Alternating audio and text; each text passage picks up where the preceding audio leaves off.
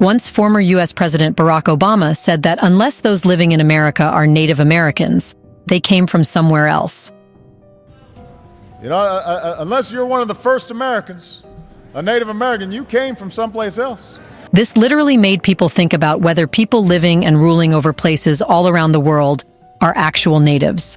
In other words, have they been historically living there, or they came from somewhere else? This makes us wonder whether the Europeans are native to South America, or if all the citizens of the United States are actually natives of that land. Interestingly, until now you might have been thinking of various countries inhabited by its natives, but it's not the case. So, what are those places whose natives are not who you think they are?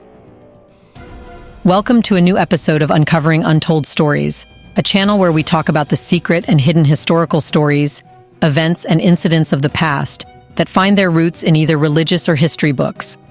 It's a place where you will hear the most unorthodox and hard-to-believe stories that have been forgotten but are part of history, shaping our lives to this day. In this episode, we will tell you about the places inhabited by people who are not the actual natives. Let's get started. First, we have to understand this. The idea that humans are native to any particular place is quite narrow. If we trace our ancestry far enough back, it becomes clear that no group of humans is truly native to any land. Over the ages, intermixing among various groups has further complicated this notion. Determining who was first in a particular area often boils down to semantics.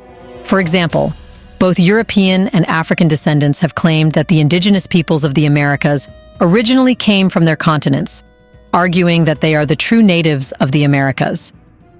These positions are typically politically biased and lack substantial evidence.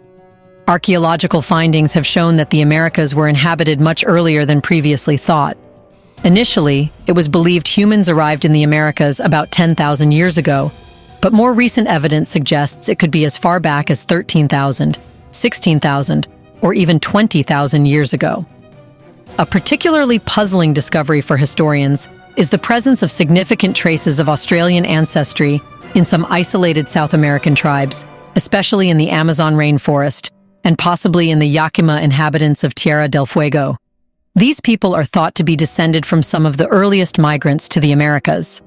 This Australian genetic mixture is believed to come from ancient Proto-Amerindians from Siberia, who may have carried some Southeast Asian DNA. Going even beyond that, these natives actually came from Africa, which is considered the cradle of humanity. In other words, this suggests that the first humans arose in Africa, multiplied, formed communities, and then migrated. Therefore, technically and theoretically, Africans are native to every continent. However, let's focus on America for now. Writer Graham Hancock and others have speculated that this genetic evidence could link back to ancient civilizations like the Olmec civilization of Central America. While these theories are controversial and not widely accepted, they do highlight the complexity and depth of human migration and genetic mixing over millennia. While these theories are unverified, they highlight the difficulty in pinpointing the true indigenous inhabitants of any area. In this regard, everything is relative.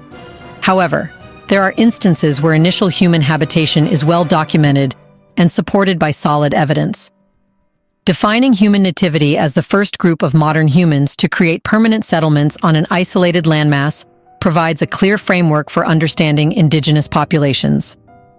Considering this, the original peoples of Southeast Asia and Oceania were dark-skinned Australoids, including Papuans and Aboriginal Australians.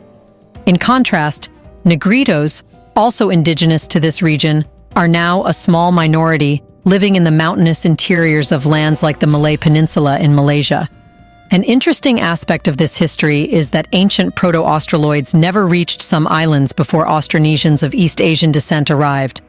Papuan tribes had settled in the Solomon Islands and other parts of the archipelago, such as New Britain, New Ireland, and Bougainville, thousands of years ago.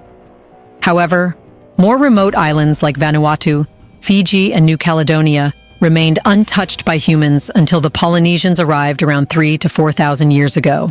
The Polynesians who settled on these islands became known as the Lapita culture, which thrived until around 500 BC.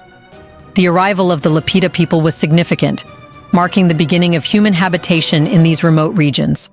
Following their settlement, large numbers of Papuans from nearby islands, spurred by the new opportunities presented by the Lapita, migrated south into this new territory. Whether this migration was peaceful or a violent conquest remains unknown. The complexity of human migration and settlement patterns highlights the challenges in identifying true indigenous populations. The continuous movement, interbreeding, and displacement of human groups over millennia complicate any simplistic notion of nativity. In Central America, the question of whether the Mayans or Aztecs are indigenous is complex. These civilizations likely displaced earlier populations, but the lack of definitive evidence makes it difficult to draw clear conclusions.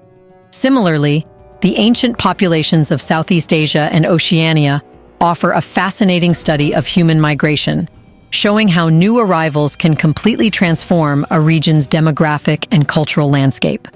Before we continue further, tell us, are you enjoying the video?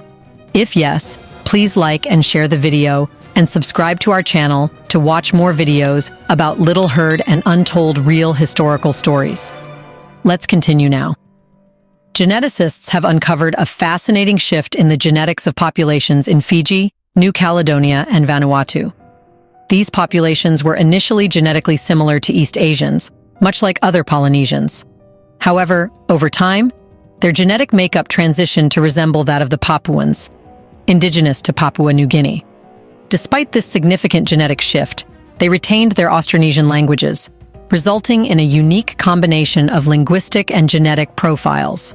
While linguistically related to Polynesians, genetically, the Melanesians are closer to the Papuans. This phenomenon of genetic and cultural blending is not exclusive to the Pacific Islands. A similar case can be observed in the Faroe Islands and Iceland.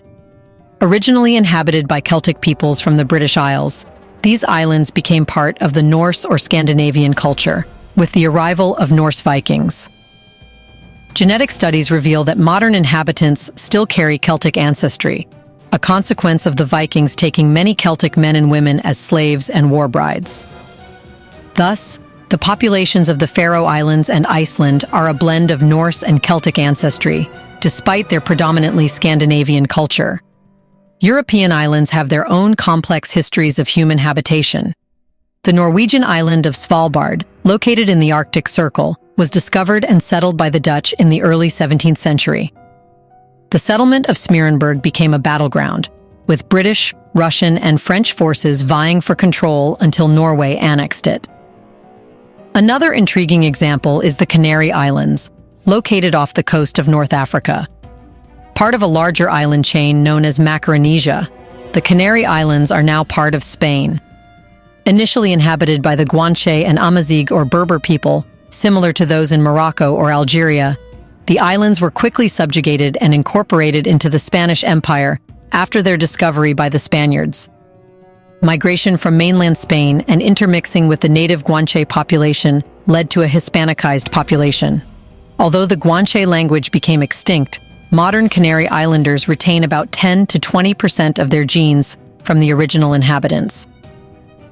In Fiji, New Caledonia, and Vanuatu, the transition from an East Asian genetic profile to a Papuan one, while maintaining Austronesian languages, showcases how populations can adapt and evolve over time while preserving cultural continuity.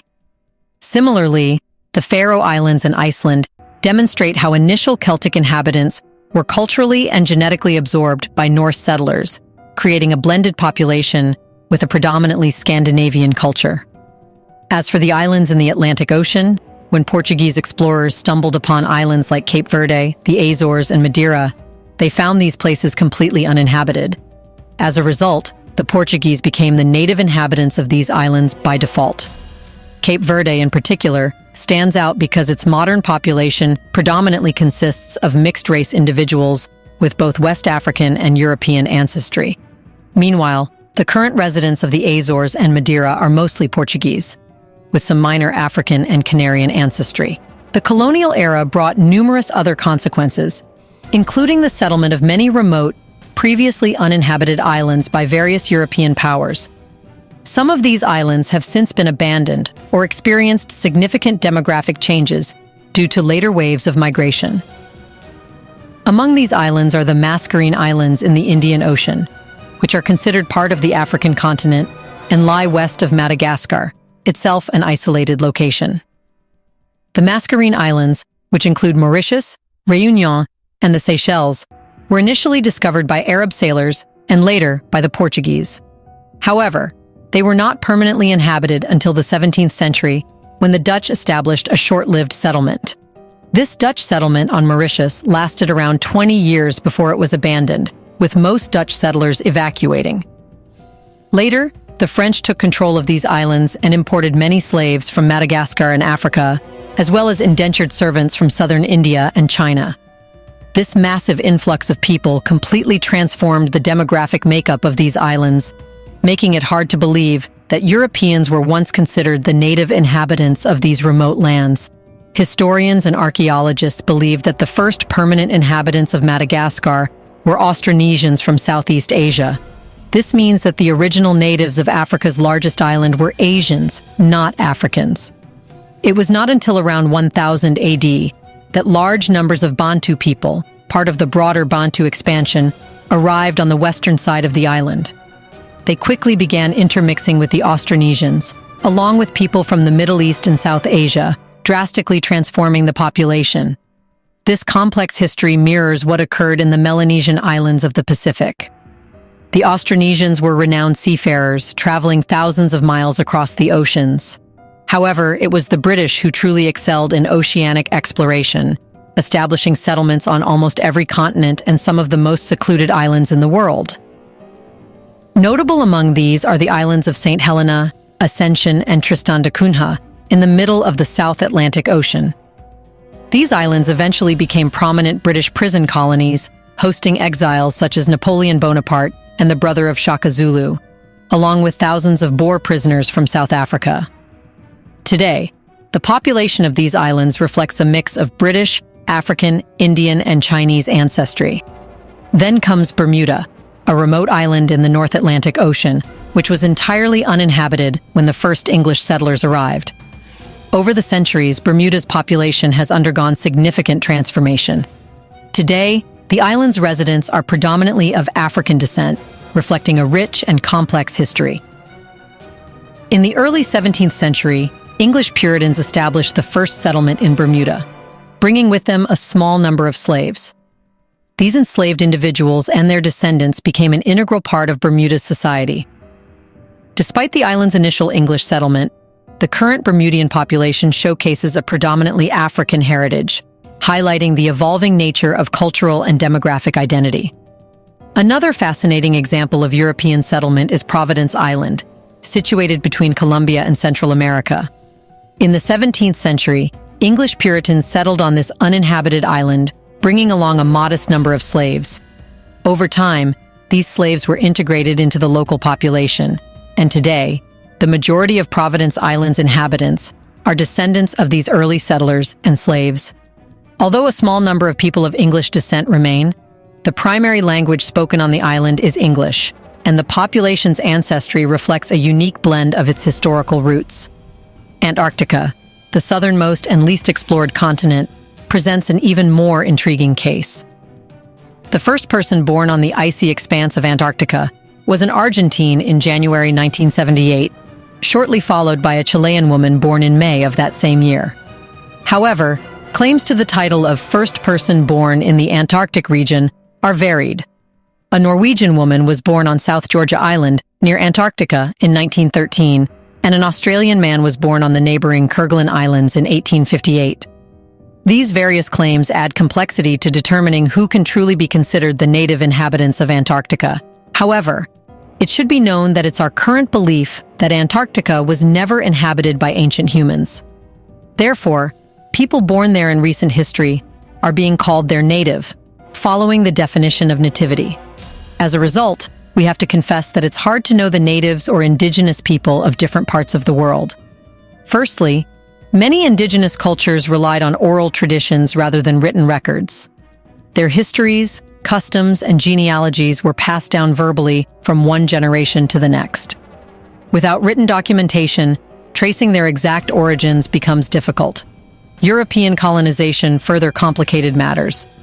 Colonizers often disrupted indigenous societies by displacing, assimilating, or even exterminating native populations. This interference not only obscured indigenous histories, but also altered the demographic and cultural landscapes of many regions. Additionally, indigenous groups frequently migrated and interacted with neighboring communities. Over thousands of years, these interactions have blurred the lines between different groups, making it hard to identify which group was the very first to settle in a particular area. From an archaeological perspective, the task is equally daunting. The archaeological record is frequently incomplete, with many ancient sites yet to be discovered and countless artifacts lost or destroyed over time. This gap in the record makes it challenging to identify the earliest inhabitants of a region. Do you know about any other places that are totally inhabited by non-natives and where the natives have become a minority? Isn't it true that if we go back in distant history, we will find that everyone is a non-native of the land they are living on? In the comment section right below, let us know what place you are a native of. Do you want to watch more videos like this one? If yes, subscribe to our channel and press the bell icon next to it. We bring videos on stories that might sound controversial, mysterious, and shocking, but are real and have roots in religious and history books. Thanks for watching, and until the next video, stay tuned.